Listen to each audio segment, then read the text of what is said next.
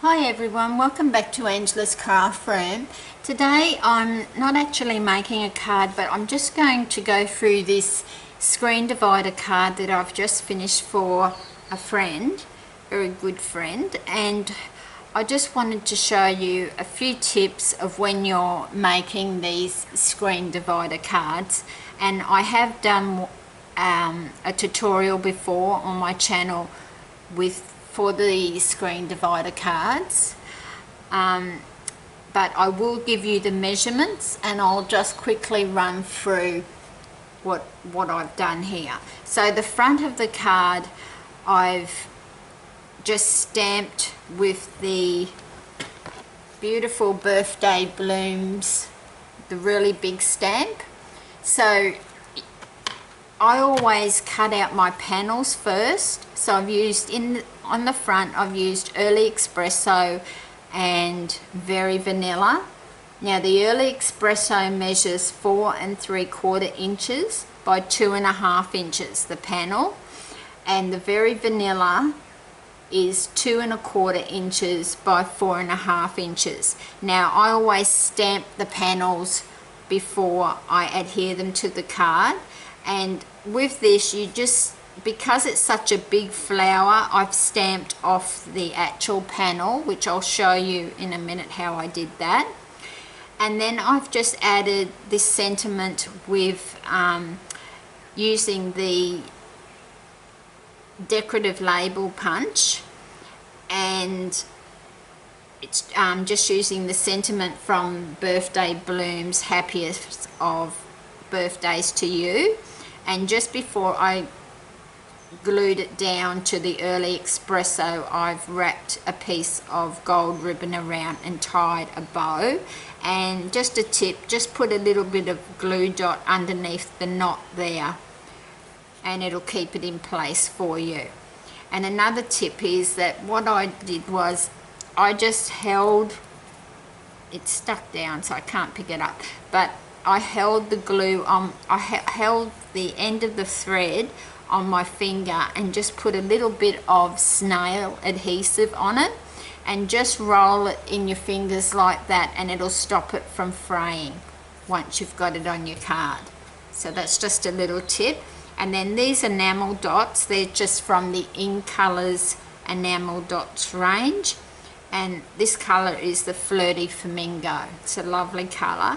And then we open up the card, and I've actually watercoloured the panels with this card, and that's why I'm not doing it on camera, because it did take me quite a while. It took me over a couple of days to do all the panels.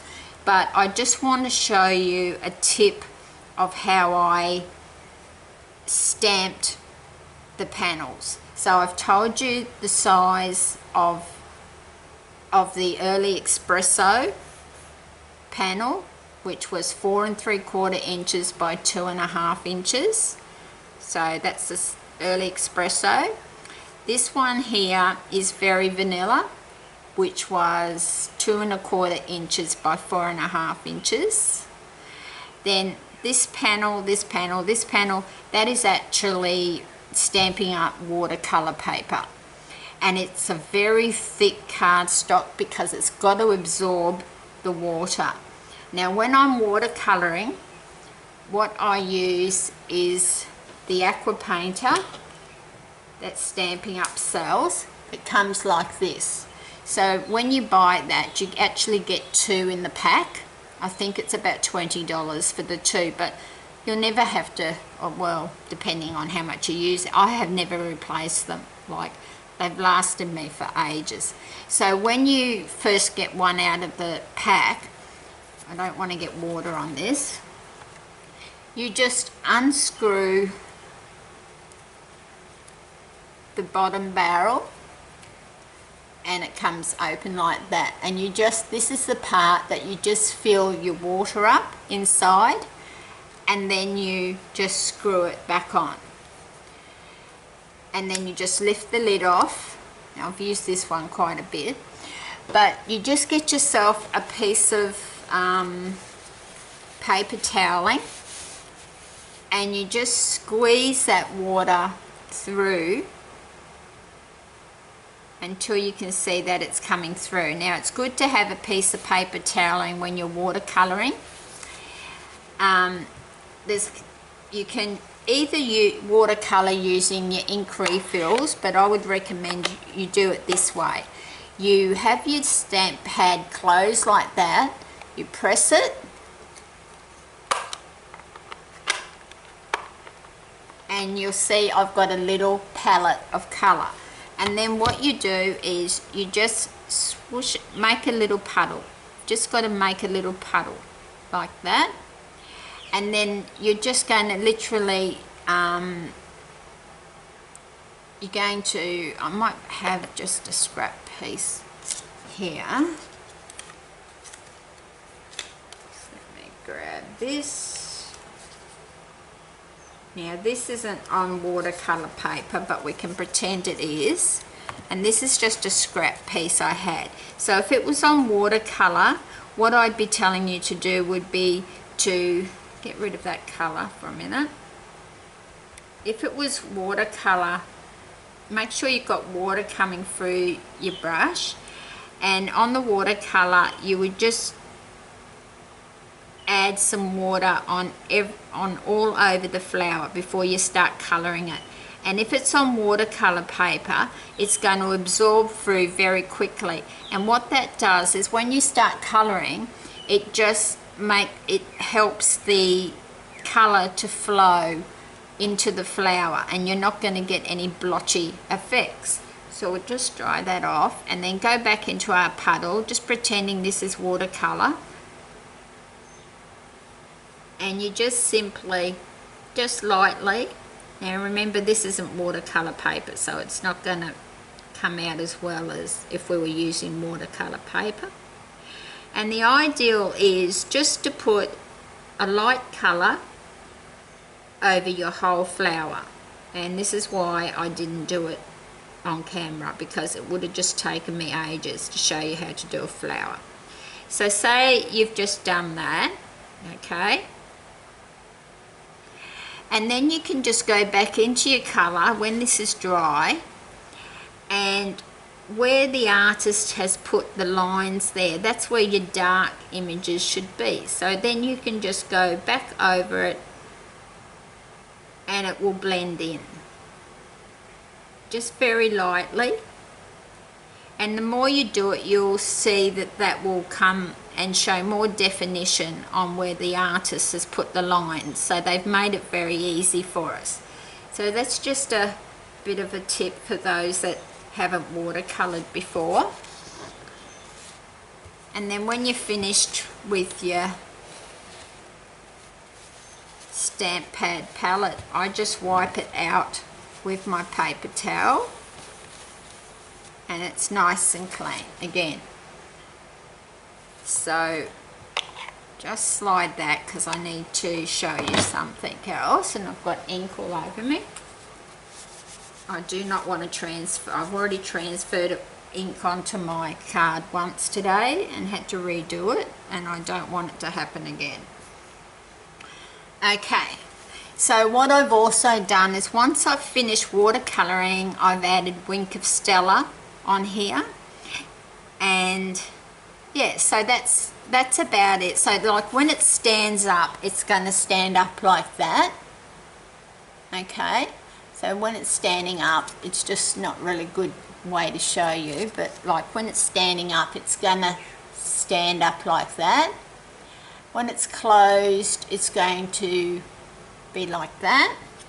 And then on the back, you've got your panels to write your message on. Okay, so that's that. So the other thing I wanted to show you, how I stamp when I'm making a divider card like this, a screen divider card, how I stamp so that it makes it look like that it flows on, like the images flow on. Okay, so this is just a little tip I do. This is just how I do it. So I've just got some scrap copy paper just to show you. So I cut out my panels. So this would be my watercolour paper. Then I put the three of them side by side or 4 if you choose to do all 4. It's just because this was watercoloring, it did take me quite a while. So then we're just going to stamp up the stamp like that, and I'm not going to worry too much if it's not perfect, because I just want to show you. So you have the 3 together like that, and I go up into the corner, and you'll see that part of my stamp will be stamping off of that image, but it will literally be going across 2 panels, just depending on the size of the stamp that you use. And this is just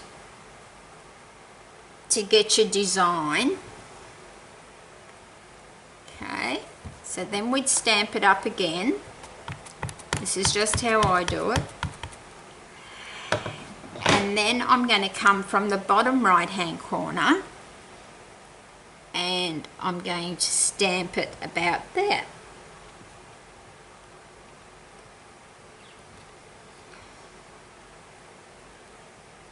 Alright, so then we stamp it up again, just leaving the 3 panels there, and then I'm going to go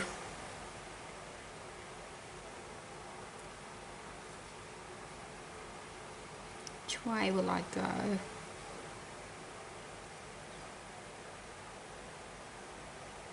think I might go, I'll go this way, because I'm trying to cover as much white space as I can.